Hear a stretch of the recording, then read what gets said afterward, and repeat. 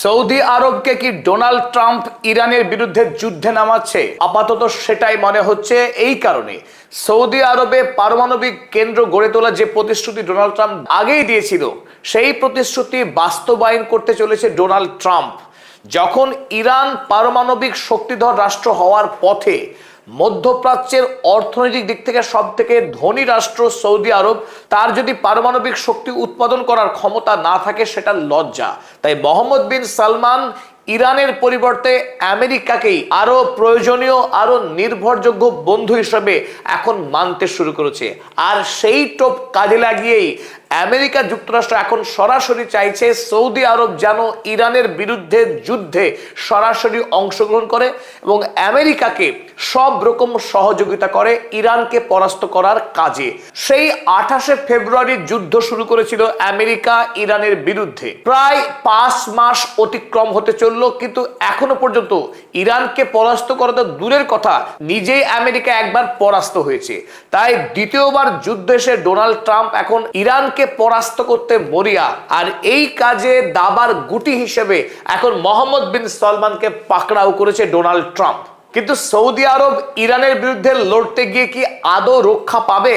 Saudi আরবের উভয় সংকট, জলে নামলেই ইরান আর ডাঙাতে আমেরিকা যুক্তরাষ্ট্র দাঁড়িয়ে। তাই পৃথিবীর সর্বাধিক তেল রপ্তানিকারক ধনী দেশ সৌদি আরব হওয়া সত্ত্বেও এই মুহূর্তে গভীর সংকটে মোহাম্মদ বিন সালমান। ইরানের বিরুদ্ধে যুদ্ধ করবার সাহস যদি দেখায় মোহাম্মদ বিন সালমান, তাহলে এটা নিশ্চিত যে ইরানের কাছে যে বিপুল সংখ্যক মিসাইল এবং ড্রোন রয়েছে, সেই মিসাইল এবং ড্রোন দিয়ে সৌদি আরবের যত তেল ফ্যাসিলিটিস রয়েছে অধিকাংশই ধ্বংস করতে খুব একটা দেরি করবে না ইরান। ওদিকে আমেরিকা যুক্তরাষ্ট্র, সেও নাছোড়বান্দা মোহাম্মদ বিন সালমানের উপর চাপ দিনের পর দিন বাড়িয়েই যাচ্ছে, কারণ সৌদি আরব ছাড়া আমেরিকা এই যুদ্ধে যেমন জিতবে না। আর ওদিকে মোহাম্মদ বিন সালমান আমেরিকার সাহায্যে পারমাণবিক চুল্লি তৈরি করতে গিয়ে রীতিমতো ফেসে গেছে। এই কারণে, কারণ ডোনাল্ড ট্রাম্প চুক্তি তো পাশ করেই দিয়েছে, কিন্তু কার্যকর করার জন্য একটি দুরূহ শর্ত চাপিয়েছে। সেটা কি? ইসরায়েলের সঙ্গে মোহাম্মদ বিন সালমানকে মক্কা মদিনার পবিত্র দুটি শহর যে রাষ্ট্রে অবস্থিত, সেই সৌদি আরবকে এবার ইসরায়েলকে বন্ধু রাষ্ট্র হিসেবে মেনে নিতে হবে এবং গাজায় যে গণহত্যা চালাচ্ছে নিরীহ ফিলিস্তিনিদের, লেবাননে যে গণহত্যা চালাচ্ছে ইসরায়েল রাষ্ট্র, সেই ইসরায়েলকে বন্ধু বলে মেনে নিতে হবে এবার মোহাম্মদ বিন সালমানকে। যদি না মেনে নেয় তাহলে আমেরিকা এই চুক্তি কিছুতেই কার্যকর করবে না। আর এর ফলে মোহাম্মদ বিন সালমান রীতিমতো বিপদে পড়ে গেলেন, কারণ আমেরিকা যখন ইরানের বিরুদ্ধে যুদ্ধ শুরু করে সেই সময়ে সৌদি আরব নিউট্রাল জায়গায় দাঁড়িয়েছিল, না আমেরিকা না ইরান।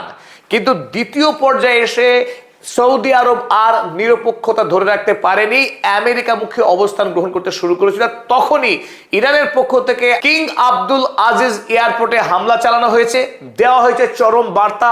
অপরদিকে সৌদি আরব যাতে বিশ্বের বাজারে তেল রপ্তানি করতে না পারে তার জন্য একদিকে বন্ধ করে রাখা হয়েছে হরমুজ প্রণালী, অপরদিকে বন্ধ করা হয়েছে বাব আল মান্দাব বা লোহিত সাগর। তাই বিশ্বের বাজারে তেল রপ্তানি করা এই মুহূর্তে সৌদি আরবের একরকম বন্ধ।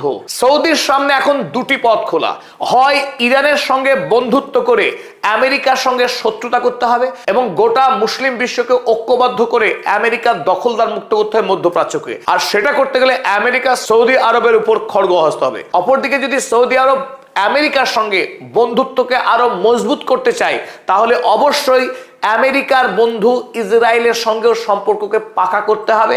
আর এই দুটি কাজ যদি সৌদি আরব করতে যায়, তাহলে মধ্যপ্রাচ্যে সৌদি আরব রাষ্ট্রকে ইরান কঠোরতম শিক্ষা দেবে গোটা মুসলিম বিশ্ব। কারণ যে ইহুদি রাষ্ট্র গোটা মধ্যপ্রাচ্যের মুসলিমদের এতদিনের দুঃখের একমাত্র কারণ, সেই রাষ্ট্রের সঙ্গে যদি সৌদি আরব বন্ধুত্ব করে, সেটাও কিন্তু গোটা পৃথিবীর মুসলিম রাষ্ট্রগুলো কোনোভাবেই মেনে নিতে পারবে না। তাই এক জটিল সময় এসে দাঁড়িয়েছে সৌদি আরব ইরান যুদ্ধের মাঝে। এই পরিস্থিতিতে ইরান যে আমেরিকাকে যুদ্ধে পরাস্ত করবে সেটা সময়ের অপেক্ষা, কিন্তু সৌদি আরব কোন পথে যাবে তার উপরে নির্ভর করছে এখন